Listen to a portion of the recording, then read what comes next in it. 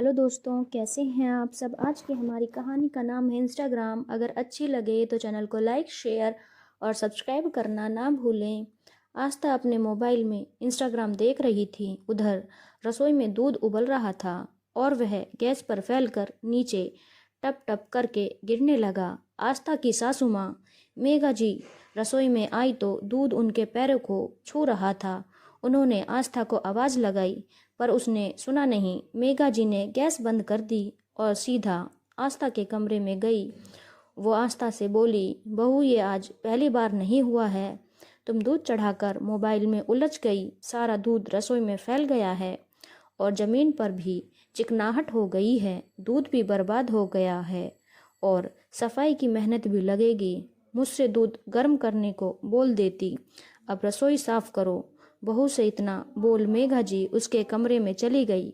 आस्था ने रसोई का हाल देखा तो खुद का ही सिर पीट लिया। अब सारी सफाई उसे ही करनी थी। आज भी इंस्टाग्राम पर ऐसी लगी कि दूध और रसोई सब भूल गई थी।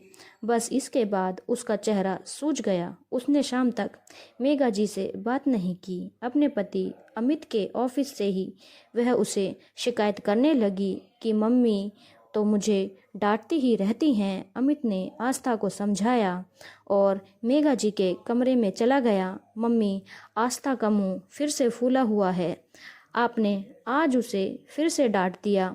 बेटा, बुरा मत मानना। बहू कुछ गलत करे और मैं उसे डांट दूँ तो वह बुरा मान जाती है, रूठ कर अपने कमरे में चली जाती है और फिर दिन भर मुझसे बात नहीं करती है। मेघा जी ने अमित को दूध वाली बात बताई। अमित भी चुप हो गया। उसे पता था गलती आस्था की ही है तो वह चुपचाप वहाँ से चला गया। मेघा, गलती तो तुम्हारी ही थी। मम्मी ने डांट दिया तो इसमें बुरा मानने वाली क्या बात हो गई। तुम बेकार में ही रूठ कर बैठ जाती हो। आस्था ने गुस्से में अमित से भी बात नहीं की। अगली सुबह आस्था के मैके से फ़ोन आता है। आस्था, तेरा भाई परसों सुबह अमेरिका से आ रहा है, तू भी उससे मिलने आ जा। आस्था बहुत खुश थी और वो मायके चली गई। तेरे भाई को मेरे हाथ के गुलाब जामुन बहुत पसंद है। तू दूध गैस पर चढ़ा दे और उसे हिलाती रहना। घर पर ही खोया बनाना है। मैं और तेरे बाबूजी बाजार से कुछ सामान ले आते हैं। आस्था की मम्मी ने उससे कहा, मम्मी आप जाओ, जब तक आप आओगी खोया भी बन जाएगा। आस्था आदतन अपना मोबाइल लेकर बैठ गई और इंस्टाग्राम पर रील्स देखते देखते उसे नींद आ गई। काफ़ी देर बाद उसे घंटे की आवाज़ सुनाई दी। उसने उठकर दरवाज़ा खोला। कुछ जलने की बदबू आई। उसने देखा कि दूध जल रहा है और कढ़ाई से भी चिपक गया है। उसकी मम्मी को गुस्सा आ गया। आग लगे तेरे मोबाइल को, सारा दूध जला दिया। मोनू ग्वाले से कहकर शुद्ध गाय का दूध मंगवाया था और कढ़ाई भी जल गई है। आस्था शर्मिंदा हो रही थी। उसने मम्मी से माफ़ी मांगी। इतने में आस्था का पति अमित भी उसके मायके आ गया था। आस्था अपने कपड़ों का छोटा बैग भूल गई थी। वो उसे ही वहीं देने आया था। थोड़ी देर बाद सब सामान्य हो गया। मम्मी का गुस्सा भी उतर गया और आस्था भी सामान्य होकर काम करने लगी। आस्था, तुम तो अपनी मम्मी से सामान्य होकर बात कर रही हो, जबकि उन्होंने तुम्हें मेरे सामने इतना डांटा था। तुम्हें तो उनसे बात भी नहीं करनी चाहिए थी, रूठ कर घर से चले जाना चाहिए था। अरे अमित, कैसी बात कर रहे हो। वह मेरी मम्मी है। मेरी गलती पर ही तो उन्होंने मुझे डांटा है। वह मुझसे बड़ी हैं, मुझे डांट सकती हैं। इसमें इतना गुस्सा होने की क्या बात है। आस्था ने मुस्कुराकर जवाब दिया, मेरी मम्मी तो जब भी तुम्हें तुम्हारी गलती और लापरवाहियों पर ही डांटती हैं, तुम उनसे तो गुस्सा हो जाती हो, दिन भर उनसे बात भी नहीं करती हो।